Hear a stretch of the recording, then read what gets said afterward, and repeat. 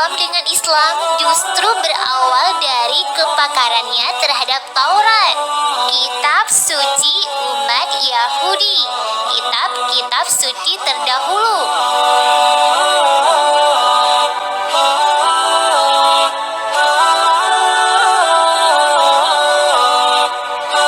Telah mengabarkan ihwal kedatangan Ahmad atau Nabi Muhammad Sallallahu Alaihi Wasallam sebagai utusan Allah bagi seluruh umat manusia di akhir zaman.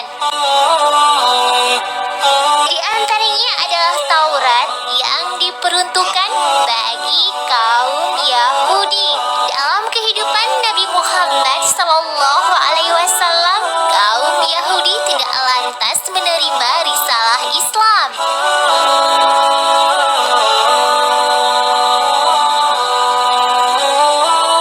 Bahkan, tidak jarang musuh umat Islam saat itu berasal dari kalangan Yahudi, baik di Makkah maupun di Madinah.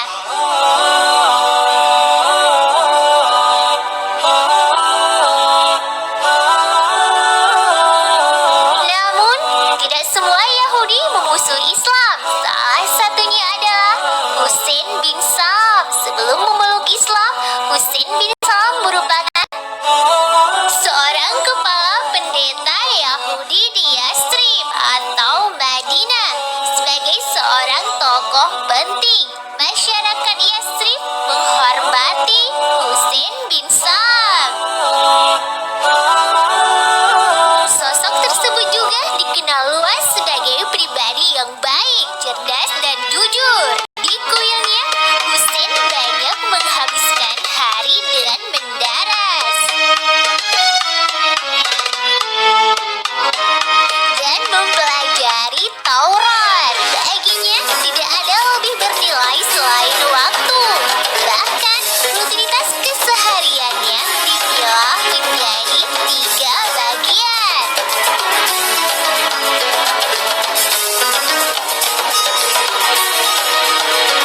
Sepertiganya untuk beribadah di kuil, sepertiga lainnya untuk beristirahat dengan cara berkebun. Adapun sisanya untuk mengajarkan Taurat kepada umat Yahudi.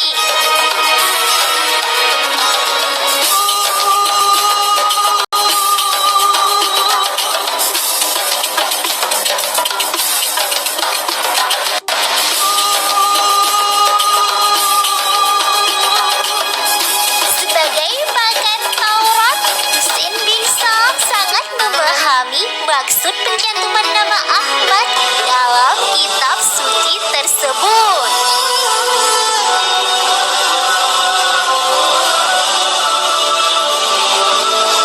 Dia begitu mengharapkan kesempatan bertemu langsung dan mengimani sang Nabi akhir zaman.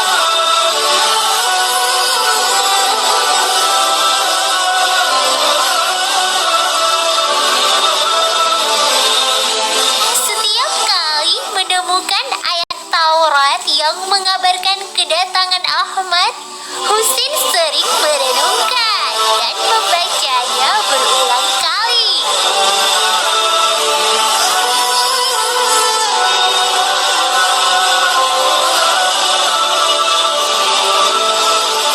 Ia telah mempelajari bahwa sosok Ahmad berasal dari kalangan Arab yang kelak akan datang ke Yastrib.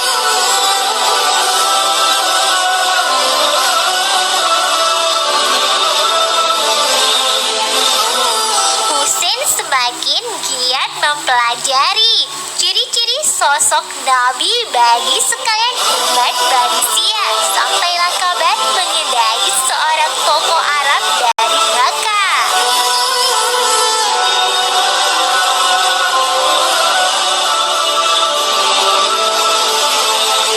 Yang akan berhijrah ke Yastrib. Dengan cermat, Husain mencocokkan ciri-ciri tersebut dengan yang dipelajarinya mengenai Ahmad.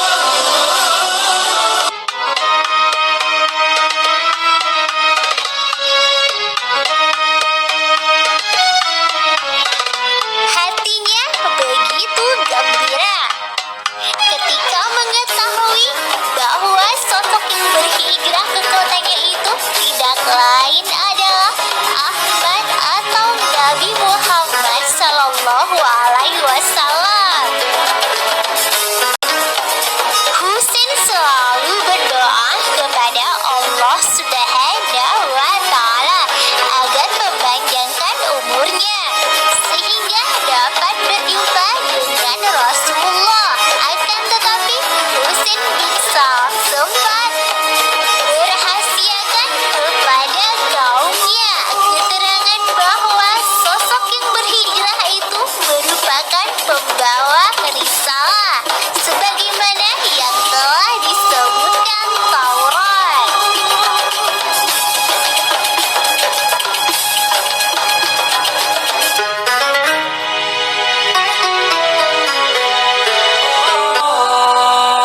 Sebab sebagian besar kaum Yahudi di Yasrib tidak senang dengan fakta bahwa Nabi mulia pilihan Allah Subhanahu wa Ta'ala itu berasal dari bangsa Arab, alih-alih Bani Israel.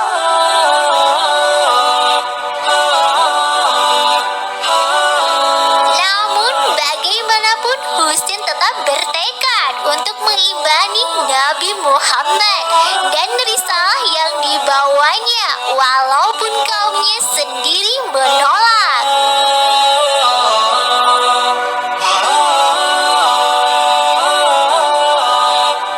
Di hari kedatangan Nabi Muhammad Sallallahu Alaihi Wasallam ke Yasrib, Husain bin Salam sedang berada di kebun kurmanya.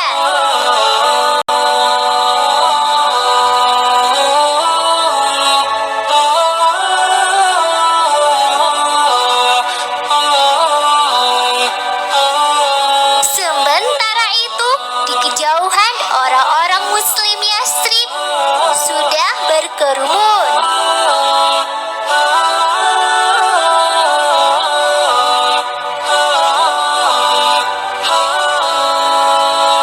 Dengan agak cemas dan penuh harap, mereka menanti Nabi Muhammad Sallallahu Alaihi Wasallam dan Abu Bakar As-Siddiq memasuki wilayah Yasrib.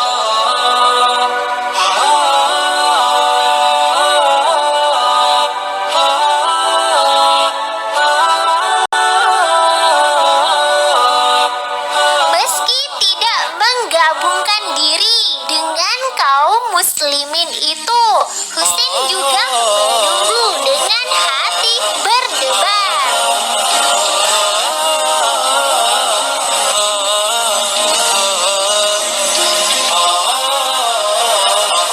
Dia bahkan memanjat pohon kurma tertinggi di kebunnya agar dapat melihat bayang-bayang kedua sosok mulia tersebut yang berjalan mendekati Yasrib.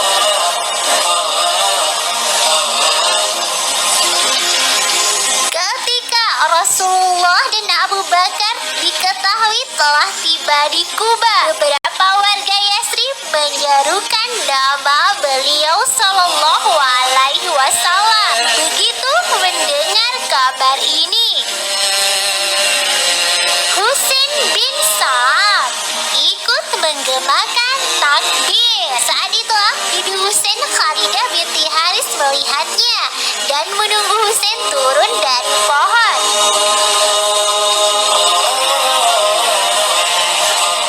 Kamu akan kecewa seandainya saja kamu mendengar kabar kedatangan Musa bin Imran. Kamu tidak akan bisa berbuat apa-apa, kata Khalidah kepada keponakannya itu. Wahai bibiku, demi Allah, dia adalah saudara Musa bin